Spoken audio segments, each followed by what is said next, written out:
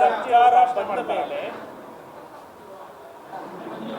ಬಹಳ ದೊಡ್ಡ ಪೆಟ್ಟನ್ನ ತಿಂದವರು ಯಾರು ಅಂದ್ರೆ ದಲಿತರು ಮತ್ತು ರೈತರು.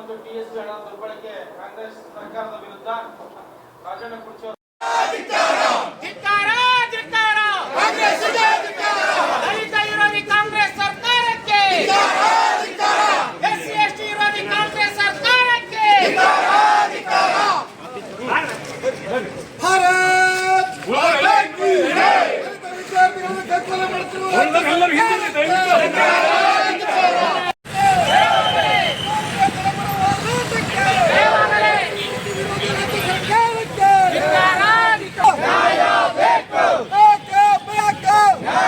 ಈ ಸರ್ಕಾರ ದಲಿತರು ಮತ್ತೆ ರೈತರು ಯಾವತ್ತಿಗೂ ಕೂಡ ಮೇಲೆ ಏಳಲಾರದಂತಹ ಹೊಡೆತಕ್ಕೆ ಬಲಿಯಾಗಿದ್ದಾರೆ ಅಂತ ಹೇಳಿ ವಿಧಿ ಇಲ್ಲದೆ ಹೇಳಬೇಕಾಗುತ್ತೆ. ಕೇವಲ ಚುನಾವಣೆಯನ್ನ ಗೆಲ್ಲಬೇಕು ಅನ್ನುವಂತಹ ಒಂದೇ ಇರಾದೆಯನ್ನ ಇಟ್ಕೊಂಡು ಅತ್ಯಂತ ಸದೃಢವಾಗಿದ್ದ ಕರ್ನಾಟಕ ರಾಜ್ಯದ ಆರ್ಥಿಕ ವ್ಯವಸ್ಥೆಯನ್ನ, the fiscal discipline of the Karnataka state, ಅದನ್ನು ಸಂಪೂರ್ಣವಾಗಿ ಕೊಲ್ಯಾಪ್ಸ್ ಮಾಡಿದ ಅಪಕೀರ್ತಿ ಸಿದ್ದರಾಮಯ್ಯನವರಿಗೆ ಸಲ್ಲುತ್ತೆ. ಈ ಸರ್ಕಾರ ಹಗಲು ಸುಳ್ಳು ಹೇಳುವ ಸರ್ಕಾರ. ನಿನ್ನೆಯ ದಿನ ರಾಜ್ಯಪಾಲರ ಭಾಷಣದಲ್ಲಿ ಪ್ರಾರಂಭದಿಂದ ಕೊನೆಯವರೆಗೆ ಸುಳ್ಳು. ರಾಜ್ಯಪಾಲರ ಘನತೆವೆತ್ತ ಭಾಷಣದಲ್ಲಿ ಮೊದಲನೇ ಖಂಡಿಕೆಯಲ್ಲಿ ಇವರ ಸುಳ್ಳಿನಿಂದ ಪ್ರಾರಂಭ ಆಗುತ್ತೆ. ಈ ಸರ್ಕಾರ ರಾಜ್ಯಪಾಲರ ಮೂಲಕ ಏನು ಹೇಳಿಸಿದೆ ಅಂದ್ರೆ,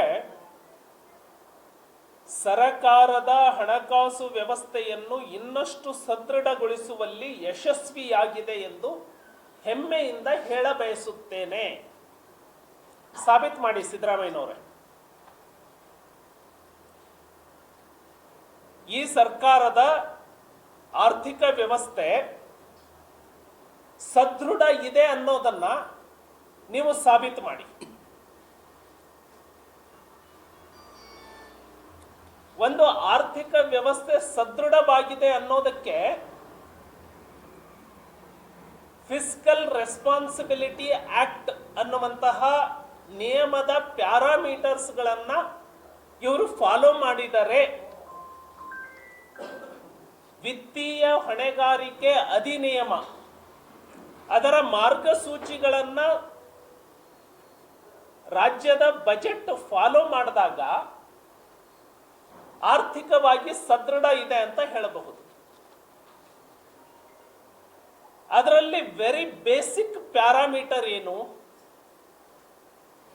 ರೆವಿನ್ಯೂ ಸರ್ಪ್ಲಸ್ ಬಜೆಟ್ ಇರಬೇಕು ಅನ್ನೋದು ಬೇಸಿಕ್ ಪ್ಯಾರಾಮೀಟರ್.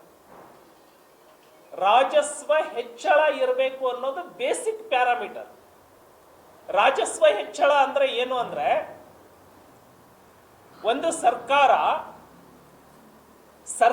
ನಡೆಸಲಿಕ್ಕೆ ಅಂದ್ರೆ ಸ್ಯಾಲರಿ ಕೊಡ್ಲಿಕ್ಕೆ, ಪಿಂಚಣಿಯನ್ನ ಕೊಡ್ಲಿಕ್ಕೆ, ಸಾಲ ಮಾಡಿರ್ತೀವಲ್ಲ ಆ ಸಾಲದ ಮರುಪಾವತಿ ಮಾಡಲಿಕ್ಕೆ, ಮತ್ತೆ ಸಾಲದ ಬಡ್ಡಿ ಕಟ್ಟಲಿಕ್ಕೆ.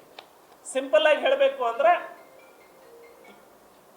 ಸಂಬಳ ಕೊಡೋದಕ್ಕೆ, ಒಂದು ಕಾರ್ಯಾಲಯ ಕಚೇರಿ ನಡೆಸೋದಕ್ಕೆ ಸಾಲ ಮಾಡಬಾರ್ದು. ಯಾವುದೇ ಸರ್ಕಾರ ಇರಲಿ. ಈ ಸರ್ಕಾರ ಸ್ಯಾಲರಿ ಕೊಡೋದಕ್ಕೆ ಸಾಲ ಮಾಡ್ತಾ ಇದೆ. ಅದನ್ನ ರೆವಿನ್ಯೂ ಡೆಫಿಸಿಟ್ ಅಂತಾರೆ. ಅಂದ್ರೆ ಬಡವ ಎಷ್ಟೇ ಇರಬಹುದು, ಅವನು ಊಟ ಮಾಡೋದಕ್ಕೆ ಸಾಲ ಮಾಡಬಾರ್ದು. ಅವನ ಶಕ್ತಿ ಎಷ್ಟಿದೆ ಅಷ್ಟು ಗಂಜಿನೋ ತಿಳಿಸಾರೋ ಮಾಡ್ಕೊಂಡು ಊಟ ಮಾಡಬೇಕು. ಬಿಟ್ರೆ